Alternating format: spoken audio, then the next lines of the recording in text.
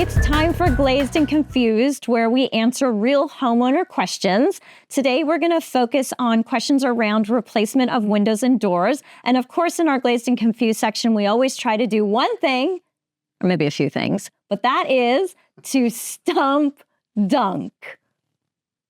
I don't know. Let's see if this is our chance, shall we? Please try. Okay. Let's get started then. Question number 1. Does it cost extra to haul away my old windows and doors? It depends. So if you're dealing with a professional window company like us, it's included in our price to do the entire job, including taking away your old windows and doors. If you're doing part of this yourself, or you're maybe hiring a contractor, you need to ask the question because you can't just assume that it's included. And if it's not included, there is going to be some expense. Especially the bigger the job is, the more stuff you've got to get rid of. And if you need a dumpster, they can be pretty pricey. Or if you need to take it to the dump, how are you going to get it there?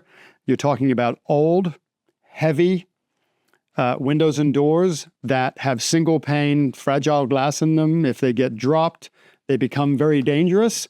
So this is a very, very important question to cover with whomever you're doing business with. Wow. Great answer. And thank you for that. That's definitely something that you want to consider when you're budgeting for replacing your windows and doors, right? Absolutely. Right. Well, great answer. Thank you for that. Question number 2. What door materials are the most cost effective? So I'm going to break this into 2 parts because when you say doors to a professional, we have to decipher, are we talking about entry doors or are we talking about patio doors? So I'll start with entry doors. Entry doors, the 3 main materials are steel, fiberglass, and wood. Maintenance is a huge, huge factor. So when you talk about cost effective, are we talking about initial cost? Or are we talking about overall cost and length of durability?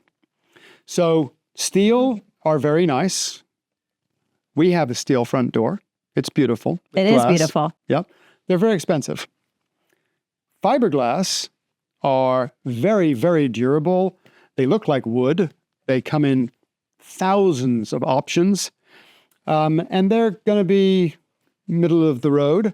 And then wood doors can be inexpensive or they can be ultra expensive depending on what sort of door. The guy that makes them with, all of the branches and everything, including right into the handle, those are very expensive. Sure. Let's talk about patio doors. Patio doors, again, you can do wood, you can do fiberglass, you can do vinyl. There are some steel patio doors, but they're not quite as readily available in this country as they are in Europe. Vinyl is the most common. It's the most cost effective and will last you for a lifetime.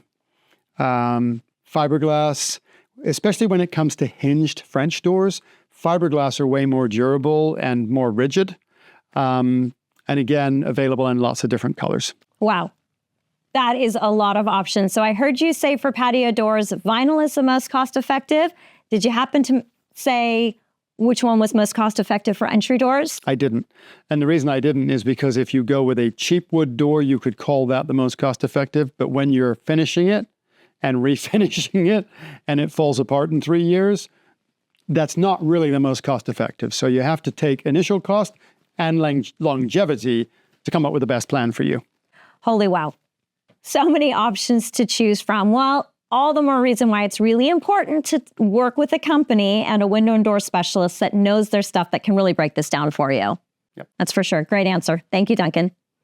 Question number 3. Does a good warranty make a window or door more expensive? That is a very interesting question.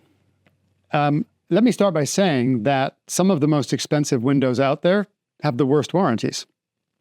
So not necessarily, but it is important that you know what your warranty covers. And here's where things do get expensive for people who don't read the fine print. Not all warranties cover the labor. So you'll get parts coverage, but it won't cover the labor.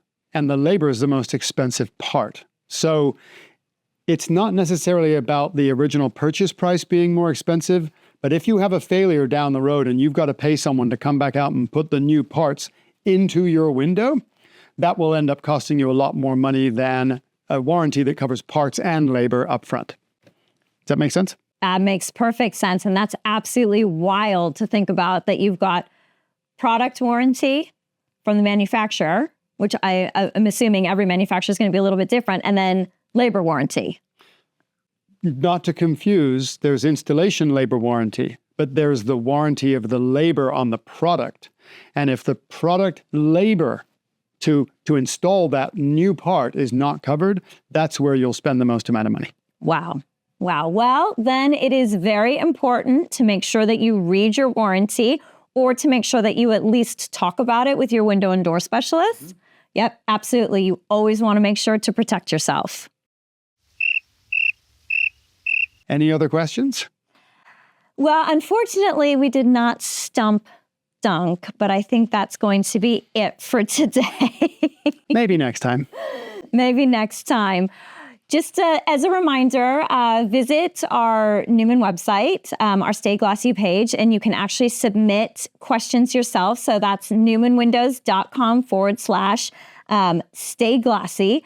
And at the bottom of the page, after all of our episodes and all of our little snippets of information, there is a form fill there, and you can go ahead and fill it out, and you can submit some of your questions, and maybe you'll be featured on our next episode. Nice. Would be kind of fun, don't you think? I do.